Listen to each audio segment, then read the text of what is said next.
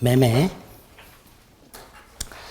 자, 이제 계약 강론에는 3개, 매매 교환, 우리 민법에는 15종의 계약이 있습니다. 옛날에는 14종만 있었는데 몇 년 전에 여행 계약이라는 걸 하나 집어넣어서 15종. 도급 계약하고 비슷한 하여튼 15종이 총 되어 있습니다. 그 중에서 이제 여러분들이 나중에 중개를 하시게 될 부동산 거래라는 게 이제 3가지가 남죠. 부동산 매매, 부동산 교환, 부동산 임대차. 자, 3가지 계약이 어떤 건지를 이제 강론에서 공부하시게 되는데 핵심이 그거예요. 이 각각의 계약을 통해서 당사자에게 어떤 권리와 의무가 생기는가. 그게 핵심이에요. 매매 계약에서 매도인 권리 의무, 매수인 권리 의무. 임대차 계약에서 임대인 권리 의무, 임차인 권리 의무. 이게 핵심입니다. 요 매매 교환 임대차 포함해서 4문제 내지 5문제. 많이 하면 6문제까지도 강론에서 출제가 되는 경우가 있는데 뭐 6문제까지는 좀 힘들고 4문제 내지 한 5문제 정도 이렇게 출제가 됩니다. 각각의 계약이 뭔지를 좀 생각해 보시면 돼요. 먼저 매매 계약. 뜻이 뭐죠? 매매 계약이 뭔지 모르시는 분 없죠? 매매 계약이 뭐예요? 그러면 대부분 이렇게 얘기하시죠? 물건 사고 파는 거. 예? 그렇게 얘기 안 하시나? 아니, 웃지만 마시고, 맨날 뭐 여쭤보면 웃기만 해. 자, 이제 앞으로는 그렇게 촌스럽게 얘기하지 마시고요. 법적으로 정확하게 뜻을 생각하셔야 돼요. 왜냐하면 그 개념 속에 그 계약의 목적이 들어있어요. 목적을 왜 알아야 되냐? 목적만 일치하면 계약이 성립해요. 계약의 기본이 그 계약의 목적만 일치하면 뭐가 성립한다? 계약이 성립해요. 그래서 매매 계약의 목적이 뭔지, 교환 계약의 목적이 뭔지, 임대차 계약의 목적이 뭔지를 목적물이 아니라 목적. 그 목적이 뭔지를 아셔야 되고 그 목적이 그 계약의 뜻 속에 들어있습니다. 자, 매매 계약의 뜻, 당사자 생각합니다. 물건 파는 사람, 매도인, 사는 사람, 매수인. 이 두 사람이 무엇을 법적으로 약속하는가? 자, 법적인 약속을 약정. 법적인 약속을 뭐라 한다? 약정. 자, 무엇을 약정하는가? 매도인은 재산권 이전을 약정해요. 매수인은 대금 지급을 약정해요. 요게 매매 계약의 목적이에요. 즉, 당사자가 무슨 계약을 한다는 것은 무엇을 하겠다고 약속을 하는 건데 그 무엇에 해당되는 게 그 계약의 목적이에요. 그래서 매매 계약의 목적은 재산권 이전과 대금 지급. 이게 매매 계약의 목적이 됩니다. 재산권 이전과 대금 지급. 그래서 갑과 을사에 A 토지를 1억에 매매하기로 했다. 그럼 갑은 A 토지 소유권을 넘겨주기로 약속하는 거고요. 을은 대금 1억을 지급하겠다고 약속을 하는 거예요. 이게 매매 계약의 뜻입니다. 자, 당사자가 이렇게 약속을 하면 양당사자에게 채무가 생기죠? 그러니까 무슨 계약이에요? 쌍무. 서로 주고받지요? 유상. 약속만으로 성립하지요? 낙성. 구두로 해도 되고 계약서 써도 되지요? 분료식. 유상, 쌍무, 낙성, 분료식 계약. 이게 매매 계약이 되는 거예요. 재산권 이전과 대금 지급을 약정함으로써 성립하는 유상, 쌍무, 낙성, 분료식 계약. 이렇게 됩니다. 자, 이때 재산권. 첫째, 꼭 소유권에 한할까요? 소유권만 말할까요? 저 재산권? 아닙니다. 채권 매매도 있고요. 특허권 매매도 있고요. 지상권 매매도 있고요. 전세권 매매도 있어요.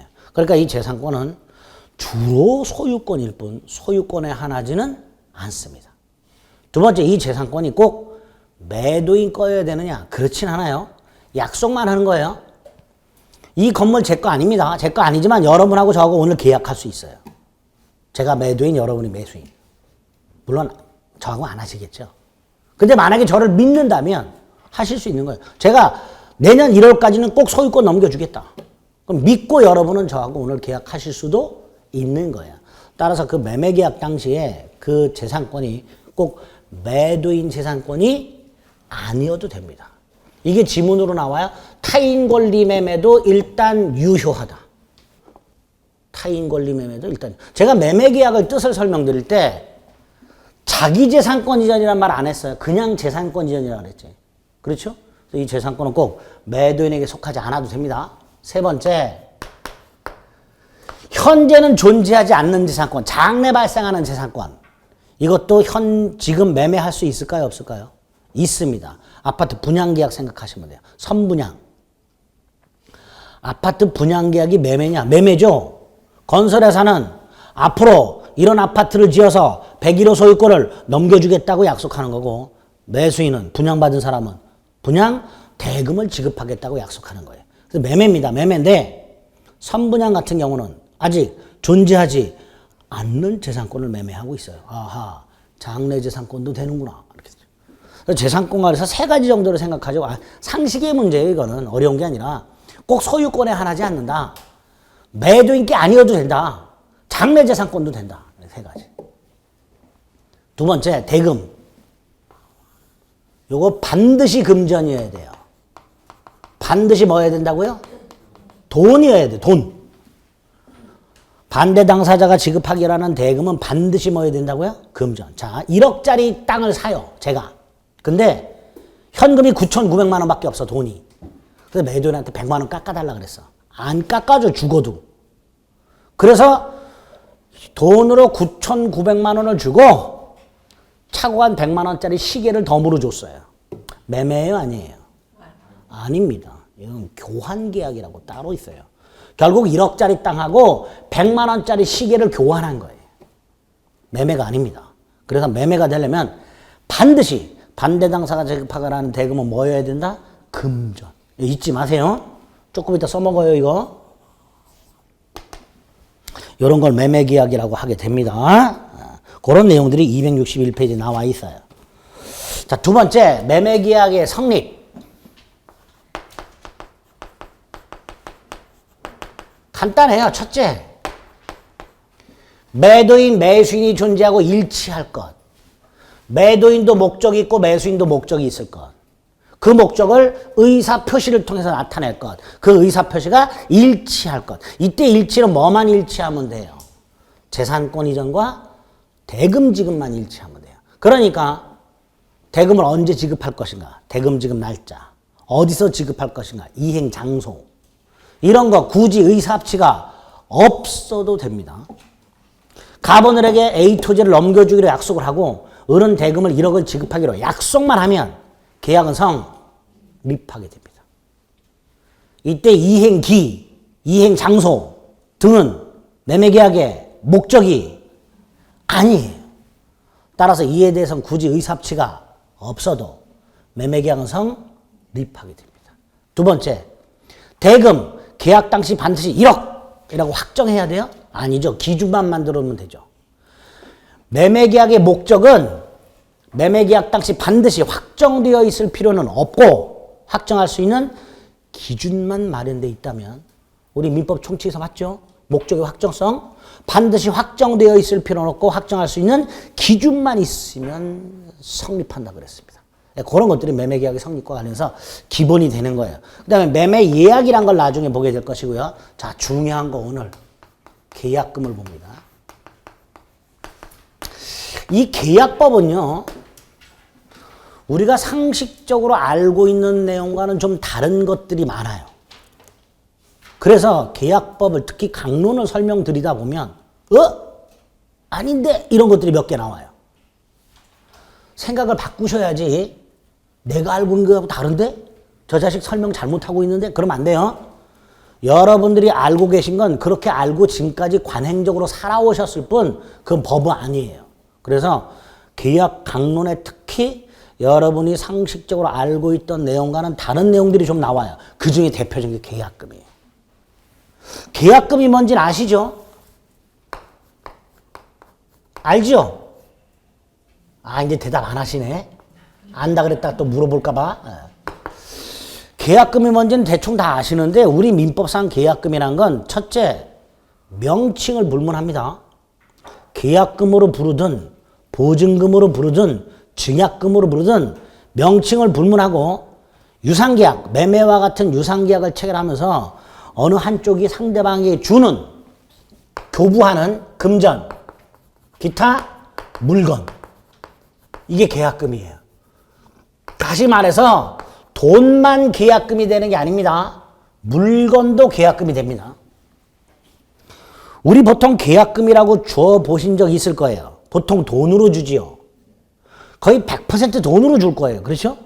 그래서 계약금은 이름도 계약금이라고 돼 있으니까 돈만 되는 걸로 착각하고 계신 분들이 많습니다. 물건도 계약금이 됩니다. 그러면 갑과 을 사이에 A 토지를 1억에 매매하기로 계약을 하면서 갑이 계약금을 1,000만 원을 요구. 보통 부동산 매매 계약을 하면서 대금의 1할 정도를 계약금으로 주지요. 그러니까 갑이 1,000만 원을 계약금으로 요구했어요. 자, 을. 이 1,000만 원을 돈으로 줄 수 있죠? 보통 돈으로 주지요? 자, 돈으로 줬다. 계약금이죠? 근데 돈을 안 가져왔어. 갑은 1,000만 원 내놓으래. 그래서 을이 차고 간 1,000만 원짜리 시계를 건네줬어. 그랬더니 갑이 받았어. 시계도 뭐가 된다? 계약금이 된다. 자, 두 번째. 자, 이 상태에서 이게 1월 10일 날 계약을 했고요. 1월 30일 이행하기로 했어요. 1월 30일이 되면 을은 갑에게 대금을 얼마를 지급해야 돼요? 을은 갑에게 대금 얼마 지급해야 돼요? 1억 줘야죠. 얼마? 1억 줘야죠. 왜? 예를 들어 시계를 줬어요. 9천만 원만 줘야 돼? 아니지. 1억을 주고 시계는 돌려 받아야 되는 거예요. 그렇죠? 계약금은 물건도 계약금이 돼요. 그래서 잊지 마세요. 대금의 일부다 아니다. 대금의 일부다 아니다. 아니다. 계약이 이행되면 계약금은 어떻게 하는 게 원칙이다. 반환이 원칙이다. 계약금은 대금 일부가 아니어서 계약이 이행되면 반환이 원칙이다. 그런데 보통 100%, 99.9% 계약금은 뭐로 줘요? 돈으로 주지요. 그리고 이거 대금에 충당해요, 안 해요? 하지요. 관행일 뿐이다. 뭐일 뿐이라고요? 관행일 뿐이다. 또 이렇게도 하죠. 1억 매매 계약을 하면서 계약금 1,000만 원, 잔금 얼마? 계약금 1,000만 원, 잔금 얼마? 보통 계약할 때 1억 매매 대금, 계약금 1,000만 원, 잔금 얼마? 9천이라고 적지요. 그렇죠? 우리 대법원은 그걸 이렇게 봐요. 계약금을 대금에 충당하는 특약. 예? 그렇다고. 이거 이미 출제가 됐어요. 반환이 원칙이라고. 수험생분들이 다 틀렸어. 왜? 반환해본 적이 없거든. 반환해본 적이 없거든. 그러니까 계약금을 반환하는 게 원칙이니까 이상한 거야. 아닌데? 그래서 이거를 다 옳은 질문에 틀린 걸로 다 체크했어. 잊지 마세요. 아까 대금은 반드시 뭐 해야 된다 그랬어요. 근데 계약금은 뭐도 계약금이 될 수 있어요. 따라서 계약금은 대금 일부의 성질이 없다. 계약이 이행되면 반환하는 게 원칙이다. 다만 지금 말씀드린 대로 99.99% 이상 계약금을 돈으로 줘왔고 대금에 충당을 해왔을 뿐입니다. 그건 관행에 불과하다. 아시겠죠? 네, 잊으시면 안 돼요. 두 번째, 매매 계약을 하면서 제가 두 가지 여쭤볼게요. 첫째, 계약금 꼭 주나요? 계약금을 꼭 줘야 돼요? 안 줘도 돼요? 안 줘도 되죠. 제가 오늘 이 땅을 오늘 꼭 다 사야 돼. 1억을 가져와가지고 계약하는 날 1억을 다 주고 등기 서는 거 받았어. 이렇게 할 수 있다 없다? 있지요. 얼마든지 할 수 있죠. 따라서 계약금을 반드시 줘야 되는 건 아닙니다. 두 번째, 매매 계약에서 계약금을 주는 계약이 많을까요? 안 주는 계약이 많을까요? 안 주는 계약이 훨씬 많죠. 왜? 여러분 편의점이나 마트에서 물건 사보셨죠? 예? 그거 매매 아니에요? 그거 매매 아니에요? 매매죠. 다만 계약과 동시에 이행이 이루어질 뿐이에요. 그런 걸 현실 매매라고 합니다. 현실 매매가 훨씬 많지요. 예? 계약금 안 주는 게 훨씬 많아요. 잊지 마세요. 우리는 자꾸 부동산 매매만 생각하신단 말이죠. 그래서 계약금이란 건 부동산처럼 덩치가 큰 거 매매하면서 계약과 이행기가 다를 때 관행적으로 지급을 해왔을 뿐, 첫째, 계약금을 반드시 줘야 되는 것도 아니고 계약금을 주지 않는 계약이 훨씬 많아요. 그러다 보니까 계약금을 주고 받으려면 계약금에 관한 약정을 따로 해야 돼요. 이걸 계약이라고 불러요. 그러면 여러분이 편의점이나 마트에서 물건을 살 때는 매매계약과 이행을 동시에 할 뿐 계약금 계약을 따로 하지 않은 거예요. 또 오늘 내가 1억을 다 주고 사. 그럼 매매계약과 역시 이행이 동시에 이루어졌죠. 계약금 계약 안 한 거예요. 반면에 1억 매매계약을 하면서 오늘 계약금 1,000만 원 주고 30일 뒤에 잔금 9천만 원 주고 계약을 하기로 했어요. 이때 뭘 따로 한 거예요? 계약금 계약이란 걸 따로 한 거예요. 즉 계약금 계약은 매매계약을 체결하면서 부수하여 체결되는 별도의 계약이 되는 거예요. 이런 계약금 계약을 할 수도 있고 안 할 수도 있는 거예요. 그리고 이거 없는 매매계약이 훨씬 많은 거예요. 자, 계약금 계약은 매매계약의 일부다 아니다? 아니지요. 매매계약만 하는 경우가 훨씬 많다고 그랬잖아요. 만약에 계약금 계약을 매매계약의 일부라고 한다면 여러분들은 편의점이나 마트 가서 물건 살 때도 반드시 계약금 계약을 따로 해야 되는 거예요. 근데 해보신 적 없죠? 그러니까 이거 없는 매매도 훨씬 많단 말이지. 따라서 이 계약금 계약은 매매계약의 일부가 아닌 별도의 계약이 된다. 별도의 계약. 그래서 부동산 매매계약 따위를 하면서 계약금을 얼마 주기로 약속했을 때 그게 뭐가 되는 거예요? 계약금 계약이 되는 거예요. 그런데 이 계약금 계약이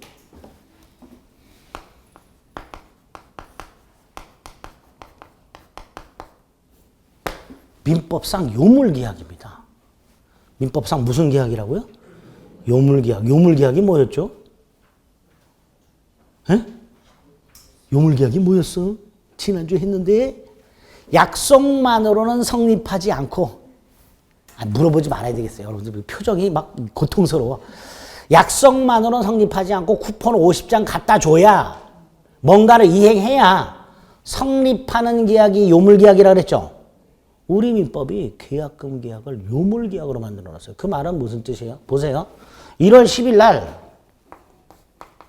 갑과 을 사이에 A 토지를 1억에 매매하기로 하는 계약을 했는데 갑이 1,000만 원 계약금을 요구했어요. 근데 을이 계약금을 안 가져왔어요. 시계도 없어. 그래서 을이 12일 날 계약금 지급을 약속했어요.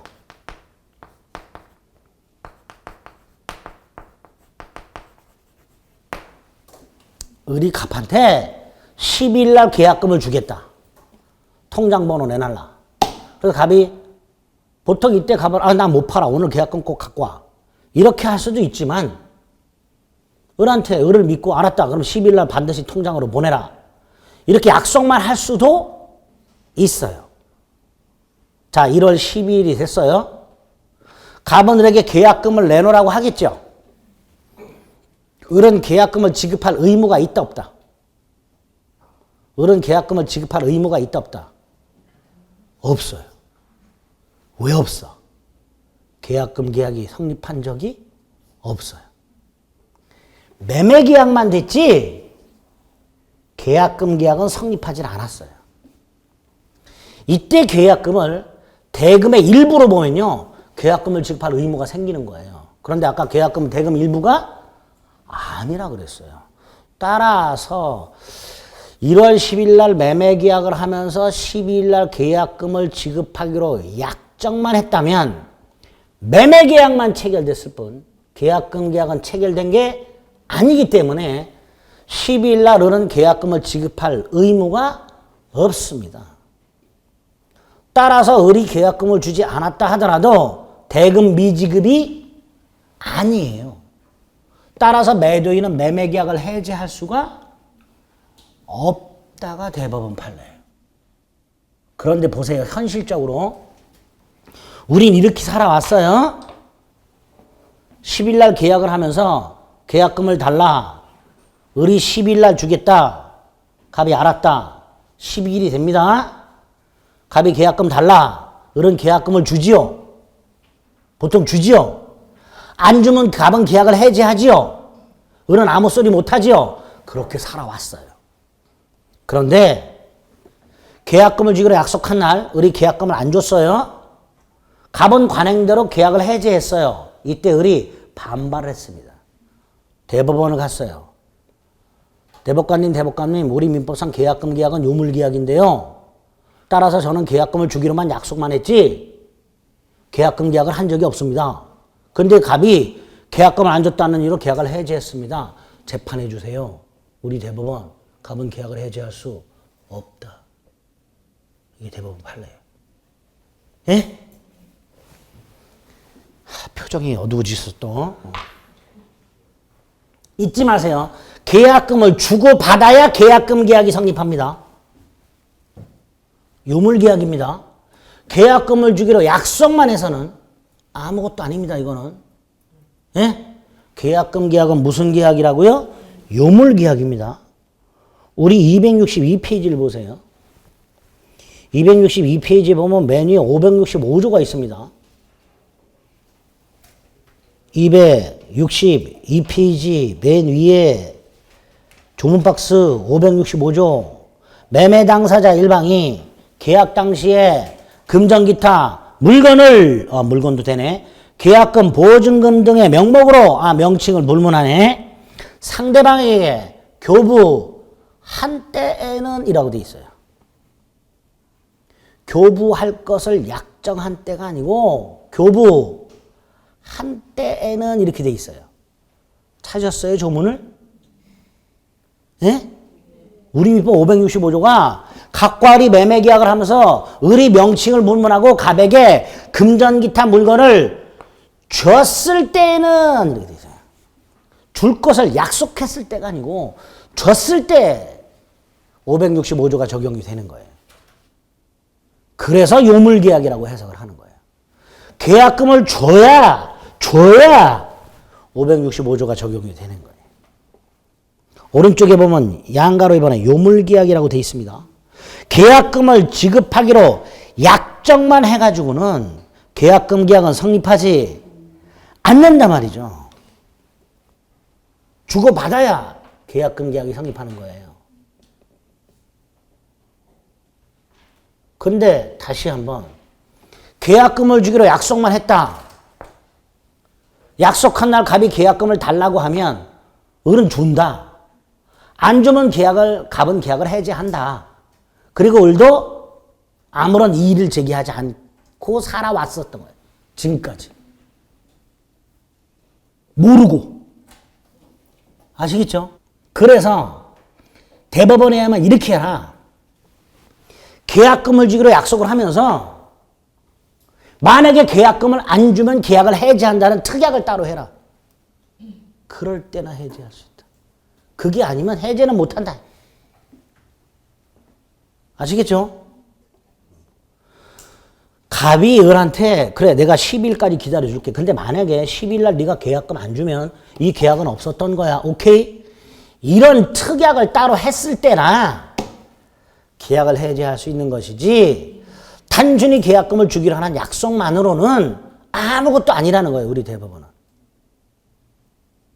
매매계약만 체결된 거고 계약금 계약 자체는 체결된 적이 없는 거예요. 따라서 계약금을 지급할 의무 따위는 존재하지 않는 거고요. 계약금을 안 줬다 해서 대금 미지급이 아니란 말이죠. 그러니까 매매계약 자체를 해지할 수는 없는 거예요. 아시겠죠? 그리고 나중에 착각하시는 게 이게 계약을 한 건가요? 다툼이 생길 여지가 있어요. 그렇잖아요. 그럴 때 증거로 쓰는 게 뭐예요? 계약금과 계약서예요. 계약금을 주고 받아야 계약이 성립하는 게 아니고, 매매계약이 성립하는 게 아니고, 계약서를 써야 계약이 성립하는 게 아닙니다. 그러니까 착각하시면 안 돼요. 예? 나중에 중개사 하실 때도 착각하시는 분들 많아요. 계약은 이 두 개 합의만으로 성립이 됐습니다. 문제는 계약금을 주기로 하는 건 매매계약과는 별개라는 거예요. 그리고 이 계약금 계약은 요물계약인 거예요. 그러니까 A 토지 소유권을 넘겨주기로 약속했고 1억을 지급하기로 약속을 했다면 매매계약은 성립한 거지만 계약금을 준 바가 없다면 계약이 성립하지 않은 거지 매매계약이 성립 안 한 게 아니에요. 별개이기 때문에. 매매계약과 계약금 계약은 별개란 말이에요. 예? 이제 이런 걸 받아들이시기가 힘든 거예요. 그렇게 살아온 적이 없으니까. 지금 실무에 계신 분들도 아직까지도 명확하게 구별 못 하세요. 자, 어쨌든 계약금 계약은 요물 계약이라는 거 잊지 마세요. 잊지 마세요. 세 번째, 계약금의 기능. 좀 전에 말씀드린 대로 가장 기본이 증약금이에요. 구두로 계약할 수 있다 그랬죠? 그죠? 근데 이런 경우에 다툼이 생긴다고요. 계약을 했네 마네. 특히 매도인 입장에서 나 계약금 받은 적 없으니까 나 계약한 적 없다고 우기시는 분들이 또 있어요. 그래서 지급하는 게 뭐다? 계약금이란 말이죠. 실제로 부동산 같은 경우에 구두로만 계약을 했어요.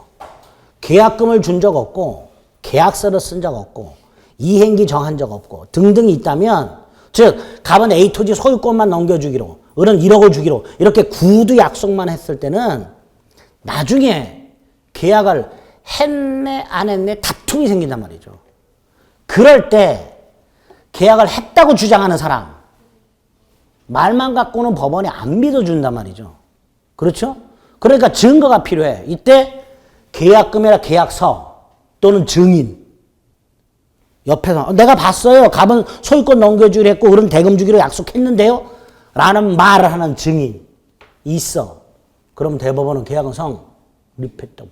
계약금을 준 적이 없고 계약서를 쓴 적이 없으나 주의 사정을 비춰봤을 때 증인의 증언을 종합해서 검토해봤을 때 갑과 을은 계약을 했음은 분명하다. 이게 대법원 태도예요. 무슨 말인지 아시겠죠? 그럴 때 증인 세우고 귀찮잖아요. 그러니까 계약금 주는 거란 말이죠. 이때 계약금의 첫 번째 기능이 뭐다? 증약금. 계약을 체결했다는 증거. 계약금의 첫 번째 기능이에요. 그러니까 매수인 입장에서 혹시라도 매도인이 단데 팔아먹을 수 있잖아요. 나하고 계약했다는 증거로 남기려고 주는 거예요. 그게 증약금이에요. 그러니까 꼭 주라는 거예요. 그래야 계약금 계약이 성립하는 거예요. 계약금을 주기로 말만 했다면 그것도 나중에 또 다툼이 생겨요. 계약금을 주기로 했네 만 해가지고. 매매 계약 갖고 다툼이 생기는 게 아니라 그 전에 계약금 계약부터 다툼이 생긴단 말이죠. 그러니까 줘라 계약금은 일단. 그렇게 못을 박아놓은 거예요. 다툼의 여지를 없애기 위해서. 아시겠죠? 증약금입니다. 첫째가. 두 번째가 민법이 부여한 게 해약금이에요. 이건 조금 이따 말씀드리고요. 세 번째가 아까 뭐라 그랬죠? 제가 계약금을 받으면서 중도금이나 잔금을 지급하지 않으면 계약은 해제가 되고 계약금은 반환하지 않기로 한다라고 특약할 수 있다 그랬죠. 특약을 하면 그 계약금은 뭐가 돼요? 위약금이 돼요. 그럼 여러분이 매도인이라면 계약금을 받으면서 혹시라도 매수인이 잔금을 지급하지 않으면 계약을 해제해야 될 것이고 계약금 돌려주기 싫고 그럼 뭐 하면 돼요? 특약하면 돼요. 자, 매도인은 계약금 받으면서 계약금을 위약금을 하는 특약을 하면 그게 유리할까요? 매도인한테 불리할까요? 매도인 입장에서. 보통 위약금 특약하면 매도인이 유리하겠죠. 매수인이 계약을 위반하면 매도인은 다툼의 여지 없이 계약금 안 돌려주면 되니까. 아니에요. 꼭 매도인한테 유리한 건 아니에요. 왜냐하면 매도인이 특약을 했잖아요. 계약금 몰수로 끝이에요. 따로 손해배상을 청구를 못해요. 근데 만약에 1,000만 원을 받았어요. 특약을 했어요. 매진이 계약을 위반했어요. 계약을 해지하고 계약금을 몰수했어. 1,000만 원을. 그런데 매도인에게 손해가 3,000만 원이 생겼어. 그럼 1,000만 원 몰수하고 플러스 2,000만 원 청구할 수 있을까요? 못해요. 계약금 몰수로 끝이야. 따라서 매도인에게 딱히 유리한 것만은 아닙니다. 위약금 특약이. 예? 이상하죠? 민법은 이렇게 복잡해요. 그러니까 민법을 공부하시려면 여러분이 살아오셨던 관행하고요. 어느 한 면만 바라보지 마세요. 어느 한 면만 바라보지 마세요. 이따 나중에 또 나와요. 한 면만 바라보면 안 되는 게 또 나와. 상대방 입장에서 생각을 해보는 거예요. 지금 의뢰 입장에서 위약금 특약을 했어요. 자기가 채무를 불이행하면 계약금 몰수하는 걸로 의뢰에게 불리하죠? 아니에요. 만약에 갑에게 손해가 3천 생겼어. 그럼 오휴 1,000만 원만 포기하면 그걸로 끝인 거예요. 따로 2,000만 원 손해배상 안 해도 되는 거예요. 에?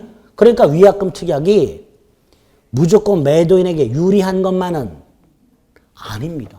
추가적인 손해가 생겼을 때는 위약금 특약이 매도인한테 불리해요. 매도인은 계약금 몰수로 끝나요. 추가적인 손해가 있다 하더라도 손해배상을 청구할 수가 없어요. 예? 어쨌거나 특약이 있을 때만 무슨 성질을 갖는다? 위약금. 그래서 우리 대법원도 계약금을 수수하면서 별도의 특약을 하지 않는 한 의뢰 채무 불이행이 있다 하더라도 계약금이 매도인에게 당연히 손해배상으로 귀속하는 것은 아니고 매도인은 실제 손해배상만을 청구할 수 있을 뿐이다. 이게 대법원 판례의 태도예요. 근데 뭐 대법원 판례까지 여러분들이 기억하실 필요는 없고 오늘 기억할 게 뭐야? 위약금이 되려면 반드시 뭐가 있어야 된다? 특약. 네? 특약. 그 다음에 이제 해약금 보시면 돼요. 해약금은요. 자, 각과 을 사이에 A 토지를 1억에 매매하기로 했어요. 그리고 그날 을이 갑에게 1,000만 원을 계약금으로 교부를 했어요. 그러면 매매계약도 체결됐고 계약금 계약도 체결된 거예요. 자꾸 매매계약만 체결된 걸 생각하지 마세요. 계약금 계약과 모두 체결됐다. 매매계약도 체결된 거예요. 자, 매매계약을 하면 재산권 넘겨주고 대금 지급하면 되죠. 그 다음에 계약금 계약했죠. 이 계약금 계약의 효력이 뭐냐? 매매계약의 효력은 재산권 이전과 대금 지급, 이게 계약의 효력이에요. 그럼 계약금 계약의 효력은 뭐냐? 해제권이 하나씩 생겨요. 뭐가 하나씩 생긴다고요? 자, 머리가 좀 아파요. 좀 정확하게 구별하셔야 돼. 각과 을이 1억 매매계약을 했어요. 이 매매계약의 효력, 갑은 A 토지 소유권 이전, 을은 대금 1억 지급, 이게 매매계약의 효력이에요. 두 번째, 계약금을 1,000만 원을 주고 받았어요. 매매계약과는 별도로 뭘 한 거예요? 계약금 계약을 한 거예요. 그럼 이 계약금 계약의 효력은 뭐냐? 해제권 발생. 계약금을 주고받으면 매도인 갑과 매수인 을에게 계약을 해제할 권리가 하나씩 생겨요. 이게 해약금의 뜻이에요. 그럼 아까 조문 다시 봅니다. 262페이지 상단. 아까 읽담한 거 계속 읽어볼게요. 매매 당사자 일방이 계약 당시에 금전 기타 물건을 계약금 보증금 등의 명목으로 상대방에 교부한 때 당사자 간에 다른 약정이 없다면 당사자 일방이 이행에 착수할 때까지 교부자 계약금을 준 사람은 계약금을 포기하고 수령자 계약금을 받은 사람은 배액을 상환하여 계약을 해제할 수 있다. 이게 민법상 계약금의 기능이에요. 그래서 당사자가 계약금을 주고받으면 당사자에게 해제권이 하나씩 생기고 이 해제권은 이미 생긴 거예요. 채무 불이행을 이유로 한 해제가 아닙니다. 계약금을 주고받으면 하나씩 생겨요. 그 해제권을 언제까지? 어떻게 행사할 것인가를 민법이 규정해 놓은 거예요. 언제까지 행사하는가? 당사자 일방의 이행에 착수할 때까지. 그러니까 이 해제는 둘 중에 한 사람이라도 이행을 착수하면 안 되는 거예요. 그 전까지만 하는 거예요. 전. 둘 중에 한 사람이라도 이행에 착수를 하면 이 해제는 불가능해요. 안 돼요. 이행 착수 전까지만 하는 거예요. 전.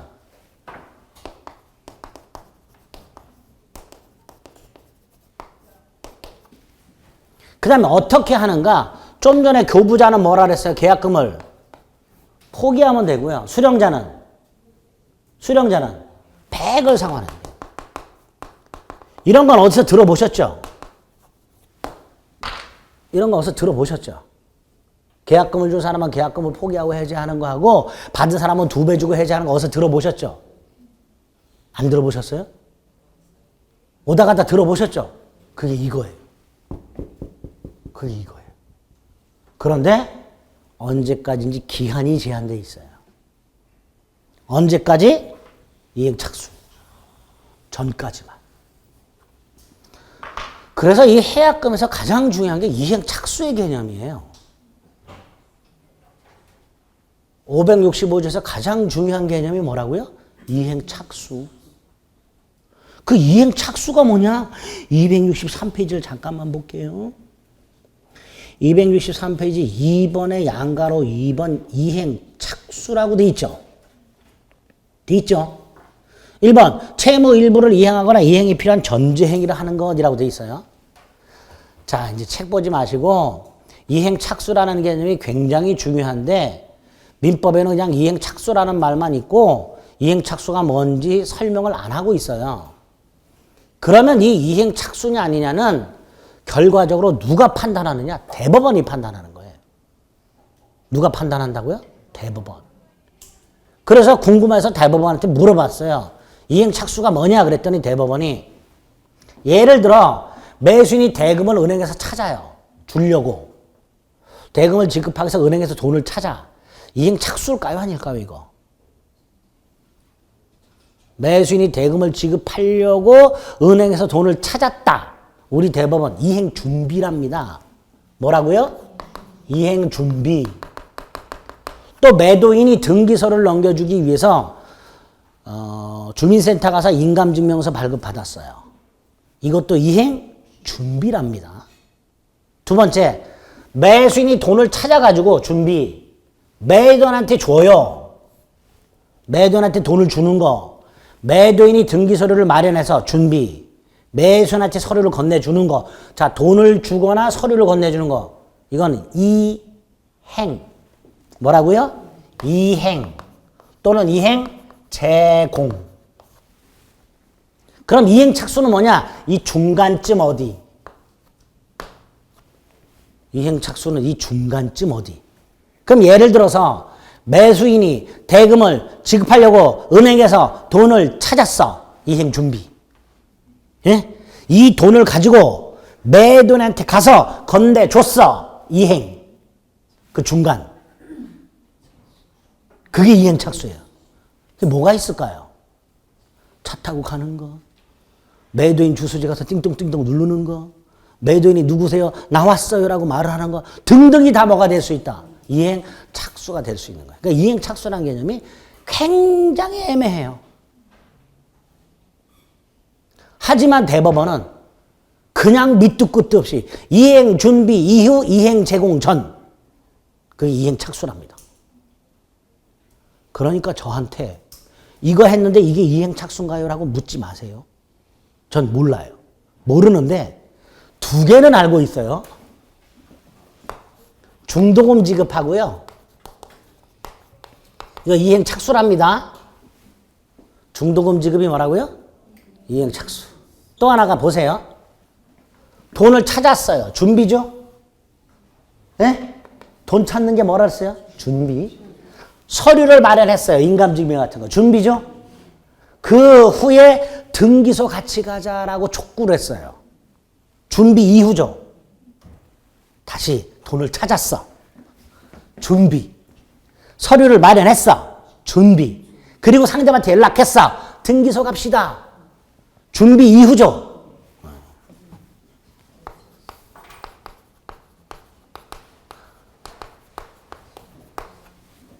요거는 판례고요. 요거는 몇 년 전 다 시험 문제 산공단이 답으로 낸 거예요.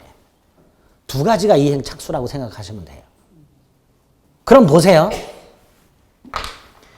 1억에 매매 계약을 했는데 자고 났더니 2억씩 뛰고 있어. 목적물 가격이 2배 뛰었어. 계약하고 났더니 다음날 2배로 뛰었어. 하룻밤 더 잤더니 4배로 뛰었어. 매도인 입장에서는 해지하고 싶죠. 그런데 목적물 가격의 폭등, 계약 해제 사유 아니라 그랬죠. 그럴 때 써먹어. 그럴 때. 매도인은 어떻게 하면 돼요? 받은 계약금의 2배 주고 해지하면 되는 거예요. 그게 매도인한테 더 유리하죠. 1억에 팔았고 1,000만 원 받았는데 이틀 잤더니 4억으로 뛰었어. 차라리 기존 계약을 해지하고 다시 파는 게 낫죠. 이럴 때 그냥 해지 못한다. 받은 거 2배 주고 해제해라. 이런 게 계약금 계약의 뜻이 되는 거예요. 이럴 때 써먹는 거예요. 그럼 매수인 입장에서는 어때요? 매수인 입장에서는 계약 해제 못하게 막아야 되죠. 그럼 어떻게 하면 돼요? 내가 1억에 샀어요. 자고 났더니 2억에 뛰었어. 네? 2억으로 뛰었어. 잽싸게 100원이라도 보내는 거예요. 매주한테. 계약금 단돈 1원이라도 보내버리면 돼. 중도금. 중도금 주기로 약정한 적 없는데 괜찮아. 그냥 줘도 돼. 날짜직 남았는데 괜찮아. 주면 돼. 그게 대법원 태도예요. 결국 이거는 계약을 하고 나서 목적물 가격이 폭등하거나 폭락하는 등의 당사자가 예상하지 못했던 그러나 해제 사유는 아닌 아까 밀양 땅에 혹시라도 공항부지가 들어올 거라고 예상하고 계약금을 주고 사놨는데 탈락했어. 그럼 차라리 나는 계약금 포기하는 게 손해를 줄이는 거예요. 그렇죠? 근데 공항부지로 선정이 돼서 2배씩 뛰어. 그럼 매도인 입장에서는 얼른 2배라도 주고 계약금 2배라도 주고 해지하는 게 더 나은 거예요. 그렇죠? 그럴 때 싸먹는 게 이거라고 생각하시면 그럴 때. 다만 이걸 언제까지 할 수는 없고 당사자 일방 이행에 착수할 때까지만 할 수 있고 그 대표적인 게 2가지. 네? 이게 해약금이라는 거예요. 살아오시면서 이 얘기는 어디서 들어보셨을 거예요. 그렇죠? 근데 요거는 들어본 적 없고 요거는 들어보셨을 거예요. 계약금을 준 사람은 계약금 포기하고 해지할 수 있다. 받은 사람은 2배 주고 해지할 수 있다. 어서 들어는 보셨죠? 네, 그게 이거야. 그게 이건데 기간 제한이 있어요. 요걸 해약금이라고 합니다. 그래서 263페이지로 다시 돌아가면 2번 해제 시기 당사자 일방이 이행 착수할 때까지 거기에 가로 열고 뭐라고 돼 있어요? 중도금 지급이라고 되죠.